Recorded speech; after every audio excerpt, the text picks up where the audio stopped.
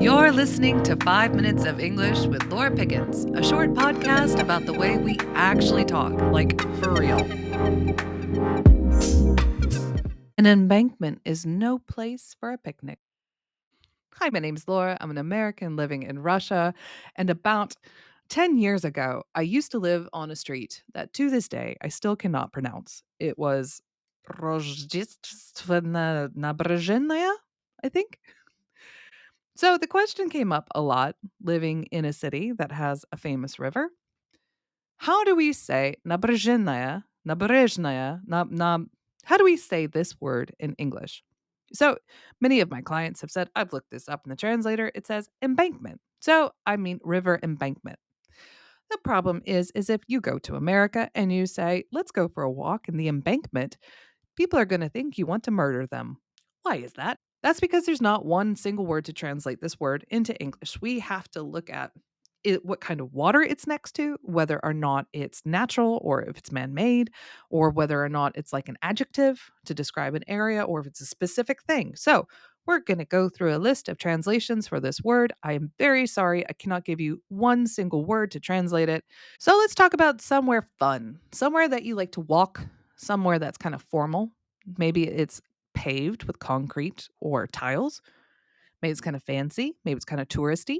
I've seen this in Gelendzhik. I've seen this in Abkhazia. I would call this maybe a promenade. It's a very fancy word. It's a French word. It has an idea associated with it that's more than just a place to walk. But honestly, that's what I would call these areas that are very nicely made, a promenade, which doesn't always mean next to water, I think. So maybe it's not really the right word. Then we have another word, boardwalk. By the way, in Monopoly, the dark blue spaces are called boardwalk and park place. So this is an expensive place. Now, this one, I want you to think like a wooden dock. Most Americans think of like New Jersey. It's a place where there is a lot of tourism places. There might be some attractions.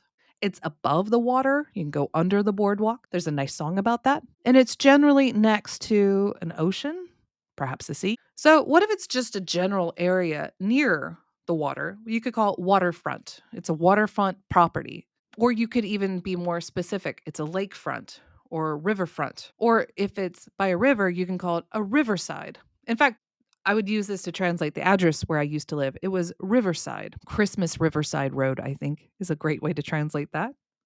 Seaside. Seaside's a fun place to go in the summer. It's any area kind of near the sea, maybe not directly on the sea. Maybe it's somewhere that you could walk to easily. Directly seaside is right there on the beach. So let's talk about that. What about the area that is touching the water? If we're at a beach, you can say beach or shore. You can have a lake shore, river shore, seashore. That's where the water meets the land. Now, we do have the word bank, which is closest to the word you think this word should be, embankment. But bank means that it's kind of a hill, that it goes up and it's kind of hard to get down. And that's why it's actually a good word for a river because rivers usually have river banks. And for me, riverbank doesn't mean anything built up. It's just the natural shape of the land next to the river. And I wouldn't say sea bank or lake bank. Well, that sounds real funny. So, what is this word embankment? Now, this is really going to make you laugh. Embankment usually means something built, sometimes made of cement, that goes up next to a land or road that either supports the road or stops flooding. Yeah, that is what embankment means. If you are driving your car on the road and you stop on the embankment, that's where cars that break down stop, or in Russia, where cars drive to go past everybody illegally. And it might even be a dip down off the side of the road.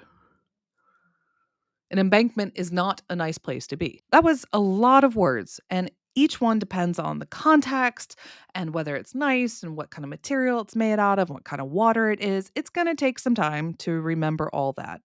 So, what I would like you to do for your exercise today is I want you to remember a vacation you were on or some memory next to water where you want to use this word, nabrzhennaya. Nabrzhennaya.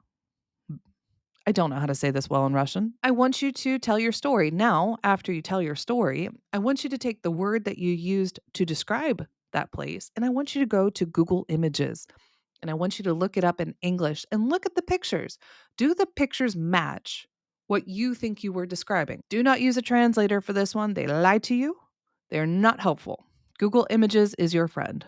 If you want to check to make sure that your translation is accurate, come join me on my private Telegram chat. For only 299 rubles a month, you have access to me, your private native speaking tutor. Ask me questions, do quizzes, and learn how native speakers actually talk. I will see you on the next episode.